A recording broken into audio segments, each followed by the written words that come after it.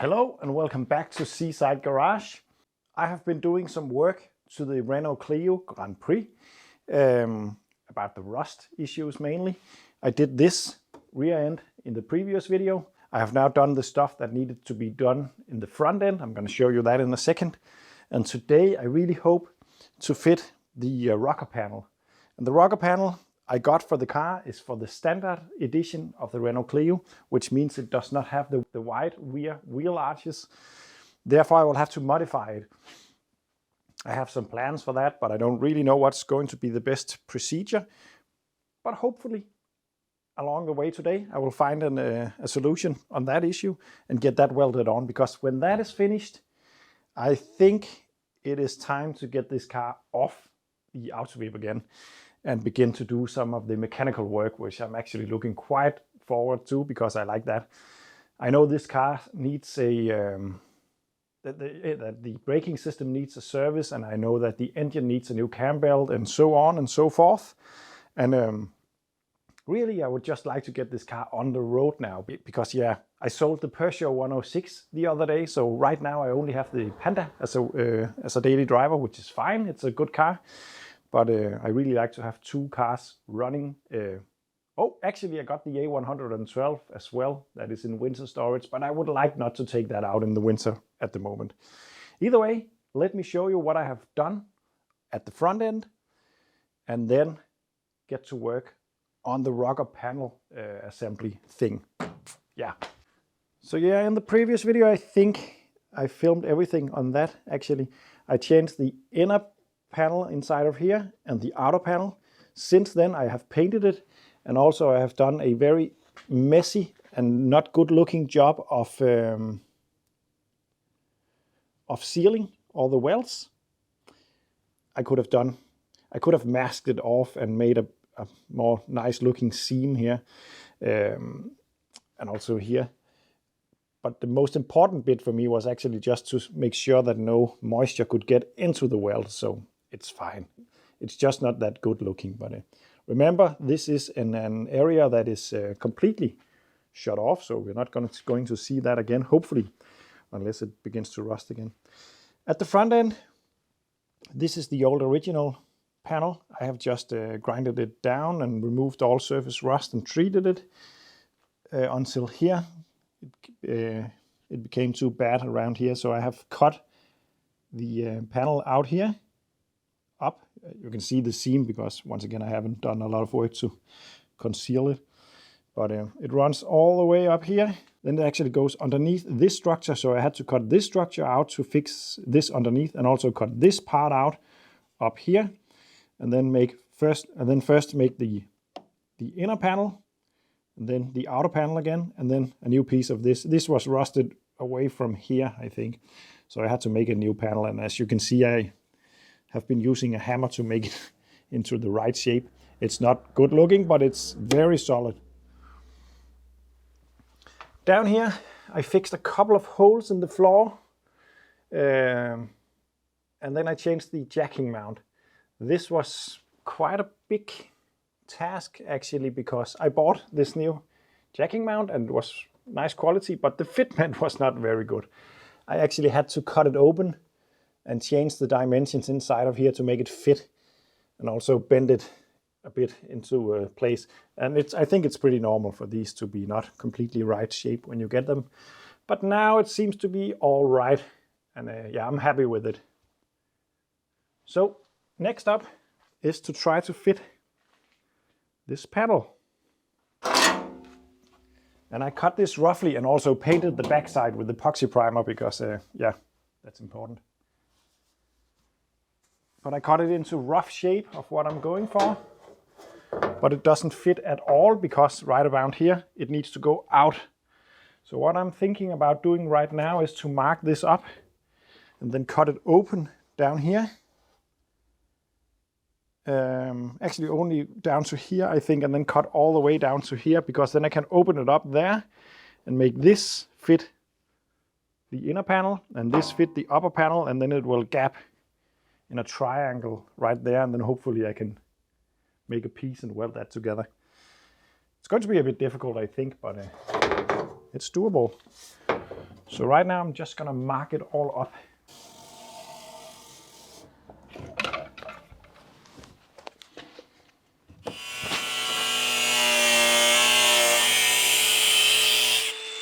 I really enjoy doing this kind of rust work. I'm not saying that I'm very good at it, because I'm not, but I really enjoy it. I think it's fun to make stuff fit, and the only thing that really holds me back is that my patience is not that good. So especially when it comes to grinding and filler work and all that, it tends to not go that well. I hope to learn a bit about that and become better at it, but the most important bit for me at the moment is to make stuff solid at least. When I lose interest, or not interest, but motivation, I like to watch other people do this kind of work. I just recently discovered Greasy Fingers, who is fixing up old Alfa Romeos, which I really need to get into at some point. His work is quite nice, and it's really inspiring for me to watch it. And also another YouTuber that I like to watch, and I'm getting a lot of tips and tricks from, some tricks that I'm hopefully going to try to use today, is Fabrications. Oh, that's amazing. I will link both of them down in the description. And thank you, if you watch this, for making those videos. So now I think I could bend it out right here and then make it fit a bit better. But I am actually noticing something that I should maybe have thought of a little bit earlier than this. But I think there is a difference in the axle width of this car compared to the original non-16 valve version, because this panel is too long. Not just a little bit, but quite a lot actually. I cannot move this further forward. That wouldn't make sense. A bit down maybe, but that's it. So yeah, let me show you. At this area, of course, it's a bit too far out this way because I need to cut the old material away to get it in, but it's close to being at the right position. But up here, we have an issue. That's a long way. I didn't notice it a while back, but I actually thought that because of the bend, it would fit, but it won't at all. So I have to rethink this strategy, and I think what I'm going to do is to cut all over, is to cut it through right here and all the way down here, and then fix this part of the rocker first, and then fit the rest of the rocker and make it fit and shorten it up. I think that would be the best way to go about this actually.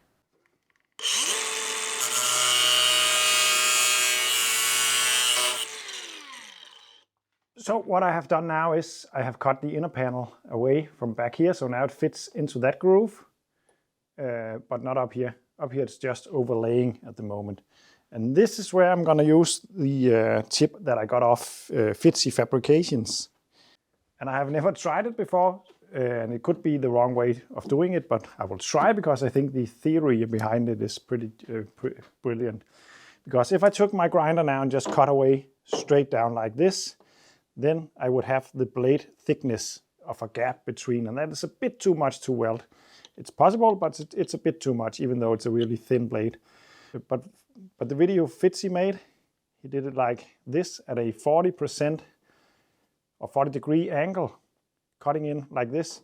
This means that in theory, when the blade cuts, it will cut like this down and then hit the next plate underneath like that.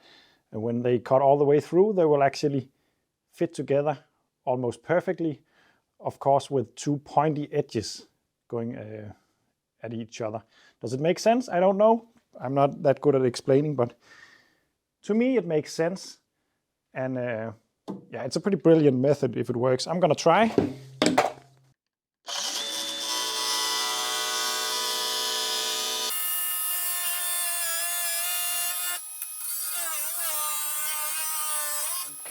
You should really check out Fitzy if you want to know the exact way to do this method, because it's not the way that he presented it exactly, but it is heavily inspired by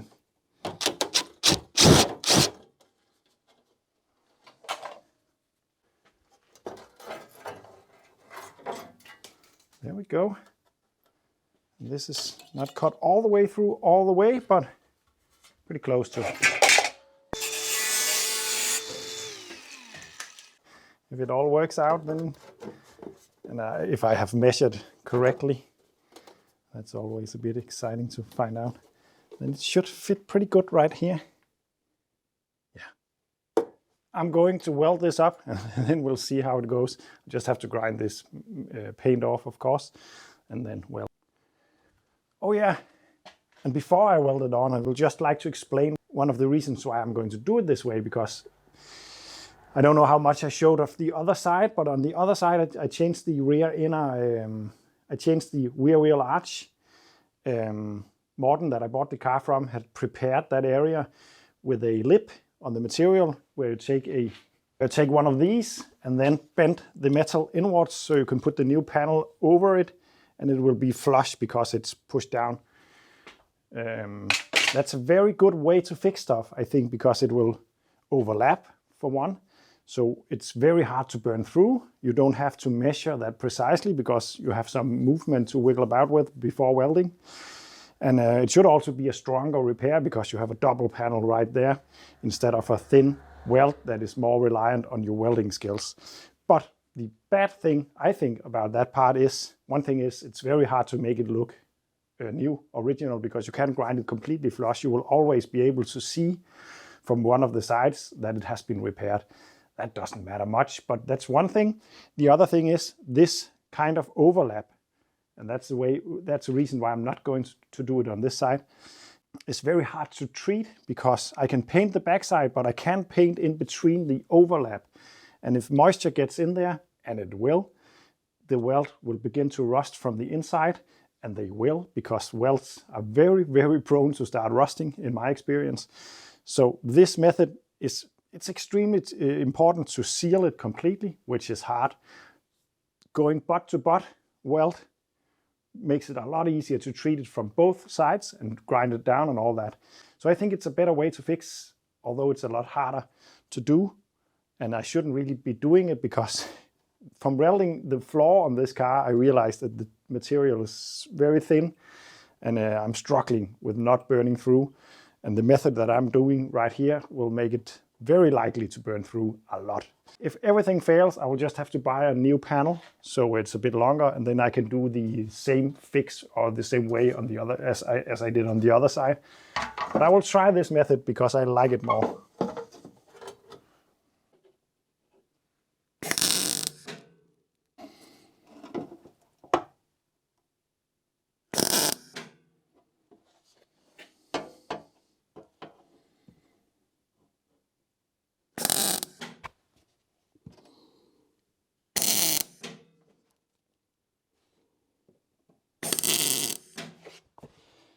So this is going to be time consuming, of course, because it's a fully weld and I'm going to do it slow, not to distort too much.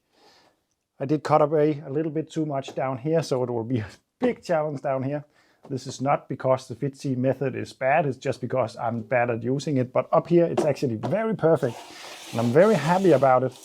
I really like it, so I will weld everything up and take you back. So I have welded it all now and I need to grind it back. This method takes a long time. I can understand why you would just overlap, spot weld, and then just fill it with some filler because you could maybe just make some spots down the way. As far as I know, that's an okay repair, structural wise and all that, but this is a lot neater, I think. I like this a lot more, but it takes a long time because it's and having to cool it down all the time. I start here, makes maybe 2 welds and then go to here, 2 welds and back and forth. That takes a long time. But so far, it seems to be pretty well, I think. I cannot see any warpage, just maybe there is a bit, but I can't see it. And still I need to weld the bottom end down and together with the flange down here. I will do that when I have fixed the back part, but let me show you. The weld comes from in there. And up here, spot, all the way to the end. So now I'm gonna grind this down, and then I expect a pretty smooth transition between the old and the new panel. Of course it needs some filler, I'm pretty sure of it, but so far it actually looks a lot better than I had hoped for, actually. So that's good. Anyway, I'm gonna grind this down and then take you back. There we go. It is all grounded down. I haven't grinded it that much down here because it's a hidden area, but up here it is grinded as smooth as I can get it. Where the weld bead runs, it tends to actually fall down a little bit like a valley. So if I want to grind it completely flush, I will grind into the outer area so much that they will go very thin out here. So that's not ideal. So there is a bit of a valley here that I need to fill with some filler, but I think that is okay. I don't know how to avoid that, but I think it's actually just part of the metal shrinkage when it gets hot. So I don't know if you can do much about it other than to tap it out from, no, I don't even think you can do that. Either way, it is a lot better than I was expecting. I'm pretty proud of my work today, actually. Please tell me what you think. Remember, I'm no professional. I'm just learning stuff like this by trying and by watching others try and succeed or fail. I really think you should check out Greasy Fingers and Fitzy Fabrications and many others, because it's just great to see how other people do and how they go about fixing stuff. There is so much differences in people's mentality, and it's great to have the possibility to share those experiences on YouTube and stuff like that. It really makes it fun to learn and fun to share, in my opinion. I won't do much more today. This last part is going to be a tricky, difficult part to fix because, yeah, I need to make that triangle to fit it all together, and it's going to take a lot of spot welds, that's for sure. Because my theory is, or my plan is to do the same like this to make it completely smooth in a butt weld. And I hope to take some of the rusty bubbleness there is around this area with that panel repair, because it goes up to here, I think. There is some bubbles up here that I'm not going to do anything about just yet. Maybe later on, not this time. It turns out that this car has already had the inner or the wheel arches replaced. So yeah, this should really not have been a problem. But because it's so difficult to protect welds, they tend to weld or rust very quickly where the welds actually has been before. And that just shows how important it is to treat this well. I'm going to paint it with a epoxy primer, and then I'm gonna fill it, and then some more paint, and then the blue paint in the end, of course. The inside is going to be difficult to treat, but I might have to drill some holes on the inside to spray some rust protection in there at least, because I can't paint it in here, and that's a shame, because the area where I welded, the epoxy paint has burned off. So that is just how it is. But I'm going to do my best, because that is just the way I think it seems to be, that if you repair some rust, it will start rust where you repaired it anyway. But of course it will have postponed it a little bit. So yeah. Either way, thank you for watching. Remember to check out the channels I mentioned, and see you in the next one. Oh, this was the first video of 2022. I hope to make many more, and I hope to get some more projects. And actually, whoop, there's already a moped project over there. Can you see it? It's orange. Oh! And also, I need to make a video very soon about the C25.